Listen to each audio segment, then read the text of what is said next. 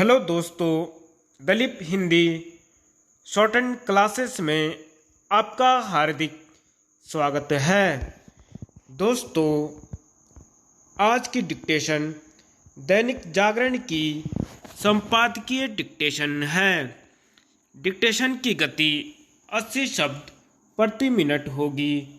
Dictation start करते हैं 5 second बाद।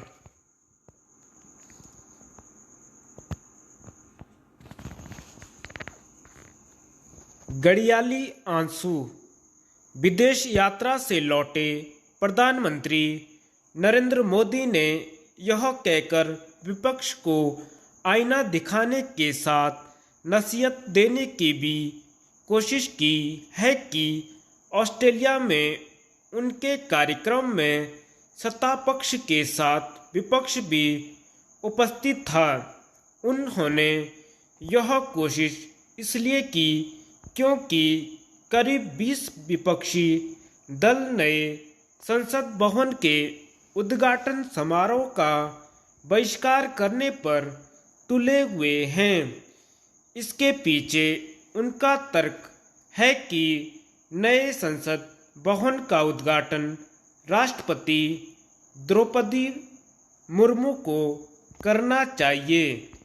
नए संसद भवन के उद्घाटन समारोह का बहिष्कार करने का फैसला कर विपक्ष ने अपने इस तर्क को कुतर्क में बदलने के साथ ही प्रधानमंत्री मोदी के प्रति अपने अंध विरोध को सामने लाने का ही काम किया है।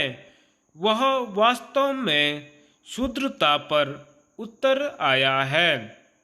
नए संसद भवन का प्रधानमंत्री के हाथों उद्घाटन न होने की जिद कर रहे विपक्षी दलों में से अनेक वे हैं जिन्होंने राष्ट्रपति पद की प्रत्याशी के रूप में द्रौपदी मुर्मू का विरोध किया था। कुछ विपक्षी नेताओं ने तो उनके प्रति अपशब्दों का भी प्रयोग किया था।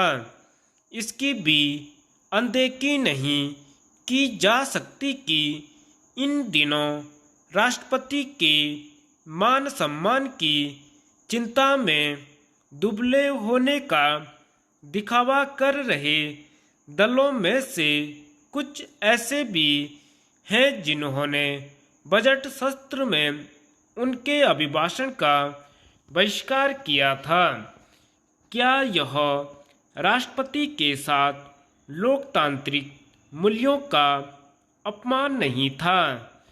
इसमें संदेह नहीं कि विपक्षी दल राष्ट्रपति द्रौपदी मुर्मू के बहाने प्रधानमंत्री मोदी पर शूद्र राजनीतिक हमला कर रहे हैं।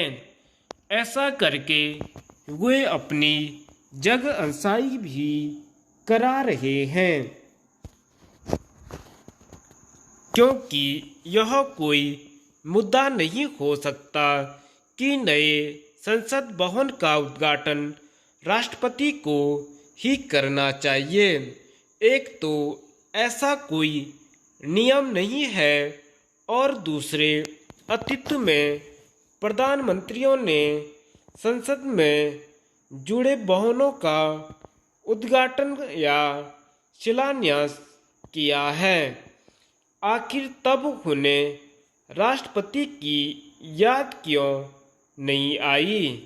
यह भी ध्यान रहे कि सोनिया गांधी महज सांसद के तौर पर छत्तीसगढ़ विधानसभा के नए भवन का शिलान्यास कर चुकी हैं। इसी तरह मनमोहन सिंह प्रधानमंत्री के रूप में तमिलनाडु के नए विधानसभा परिसर का उद्घाटन कर चुके हैं। जब ऐसी कोई परंपरा ही नहीं कि विधायी परिसरों का उद्घाटन राष्ट्रपति को ही करना चाहिए। तब नए संसद भवन के मामले में यह जिद पकड़ने का क्या तुक?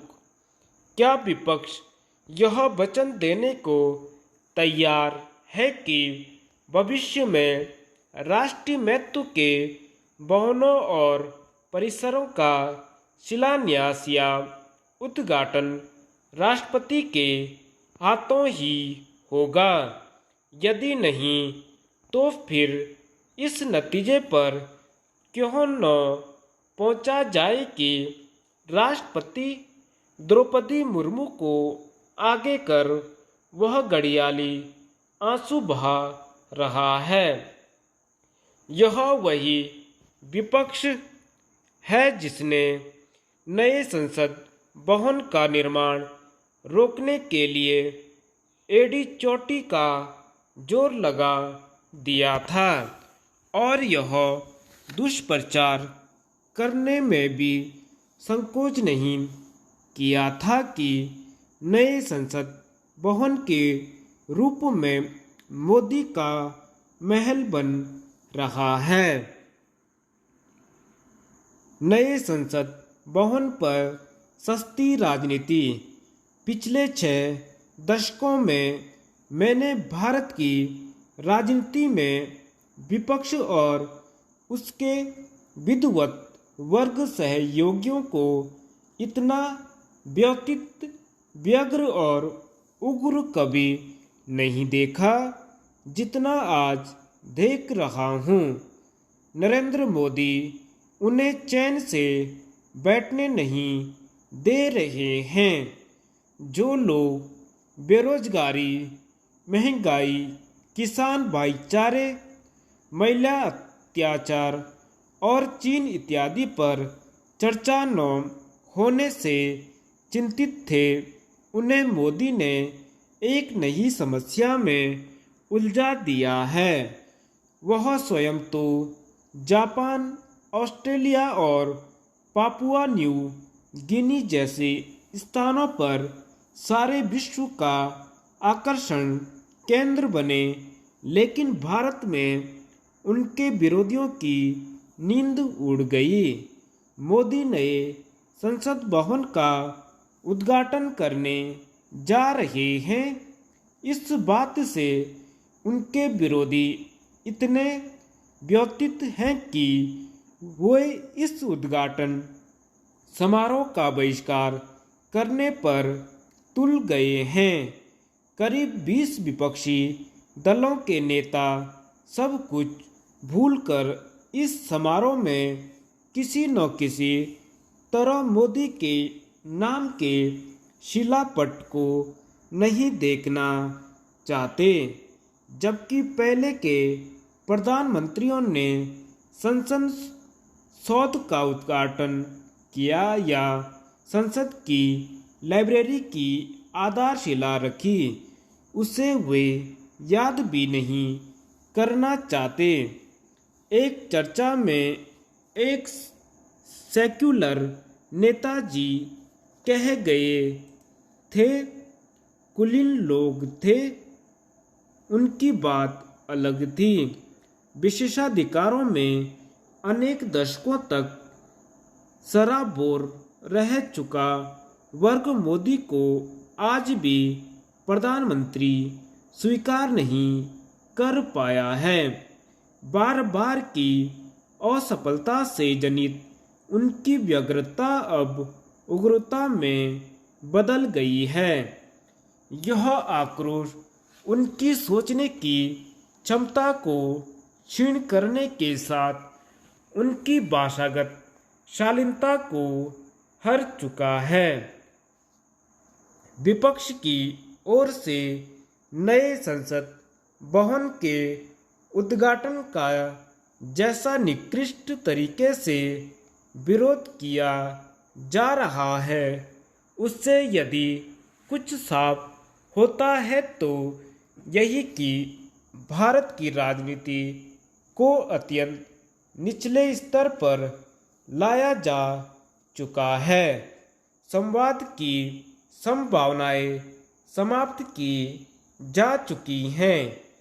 यदि ऐसा न होता तो प्रधानमंत्री नरेंद्र मोदी के नाम से लगने वाला शिलापट उनके हृदय की विदीर्ण नहीं कर रहा होता।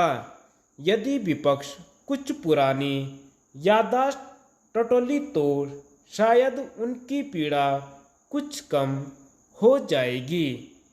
क्या यह उचित और सांत्वनादायक नहीं होगा कि ये लोग याद करें कि अंडमान निकोबार की सेलुलर जेल का नाम राजीव गांधी के नाम पर रखने के पीछे कौन सी मानसिकता काम कर रही थी?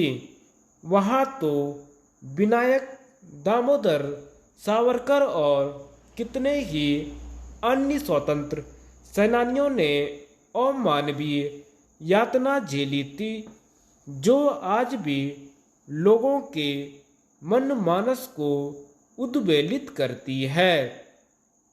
दिल्ली के कनॉट पैलेस को राजीव चौक नाम क्यों दिया गया? यह सब काम किस कदर आंख मूंद कर किया जाता था, इसका एक उदाहरण मुझे बार बार याद आता है। नवोदय विद्यालयों की संकल्पना का श्रेय राजीव गांधी को जाना चाहिए, लेकिन उन्हें जवाहर नवोदय विद्यालय कहा जाता है। पंडित नेहरू ने बड़े बड़े योगदान दिए, लेकिन नवोदय विद्यालयों से उनका कोई जुड़ाव नहीं रहा। देश में जवाहर नवोदय विद्यालय जैसे उदाहरणों की कमी नहीं। नरेंद्र मोदी की ओर से नए संसद भवन के उद्घाटन को लेकर जो व्याकुलता विपक्ष में देखी जा रही है, वह हताश की ही अभिव्यक्ति है। यहाँ यह याद करना भी उचित होगा कि सत्ताच्युत नेता नए संसद भवन के निर्माण के समय से ही चिंतित हो उठे थे। उनकी ओर से निर्माण रोकने के हर संभव प्रयास किए गए, जो असफल रहे। वास्तव में नए संसद भवन के शिलापट पर नरेंद्र मोदी के नाम को लेकर चिंता तो तभी पैदा हो गई थी, अब वह अभिव्यक्ति पा रही है, लेकिन बहुत ही छिछले तरीके से। विपक्ष का एक उद्घाटन समारोह को लेकर उभरा विघ्न संतोषी स्वरूप भारत की राजनीति में अपरिपक्वता की पराकाष्ठा ही कही जा सकती है। विपक्षी की चिंता के विस्तार को लेकर लगता है कि उनके अनुसार देश के समक्ष कोई बड़ा संकट पैदा हो गया है। विरोध का स्रोत कांग्रेस पार्टी है, जिसे अनेक दशकों से केवल अपने परिवार के लोगों के नाम ही प्रत्येक स्थान पर देखने की आदत बन गई थी। यह उसी सोच का परिणाम है कि भारत में इस समय राजनीति में सारे विपक्ष का ध्यान सत्ता पक्ष को उठाने में नहीं है। वह केवल एक व्यक्ति नरेंद्र मोदी को उठाने पर केंद्रित है। इसके लिए विपक्षी नेता किसी भी सीमा तक जा सकते हैं। उनके प्रयास 21 वर्षों से चल रहे हैं। जब मोदी गुजरात के मुख्यमंत्री बने थे, इनमें 10 वर्षों के दौरान केंद्र सरकार ने नैतिक अनैतिक के अंतर को भूलकर हर वह प्रयास किया जिससे मोदी के अपराधी घोषित किया जा सके और वर्ग विशेष के एक मुश्त वोट बटोरे जा सकें। वे जितने तपाते रहे, मोदी उतना ही निखरते रहे। स्वार्थवश कुछ नेता लोग भले ही न माने, व्यक्तिगत अनुभव के आधार पर यह कहा जा सकता है कि भारत और हर भारतीय का सम्मान वैश्विक स्तर पर पिछले 8-9 वर्षों में तेजी से बढ़ा है। प्रधानमंत्री ने प्रारंभ में जो विदेश यात्राएं की, उनकी आलोचनाओं को याद करिए। इन यात्राओं ने भारत को अप्रत्याशित लाभ दिए। याद करें कि जीरो बैलेंस खाता खोलने की कैसे हंसी उड़ाई गई। इन खातों में जब किसान सम्मान राशि सीधे जमा होती है, तब कट या कमीशन वालों का दुखी होना स्वाभाविक है। यदि विपक्ष ने गांधी जी का मनोयोग से अध्ययन किया होता तो उन्हें मोदी के विरोध का रास्ता नजर आ जाता। वे जन सेवा को अपना सकते थे, गांव-गांव जाकर जन सेवा कर सकते थे, आशय पर मौजूद लोगों के साथ रहकर उनके जीवन से तादात्म्य स्थापित कर सकते थे।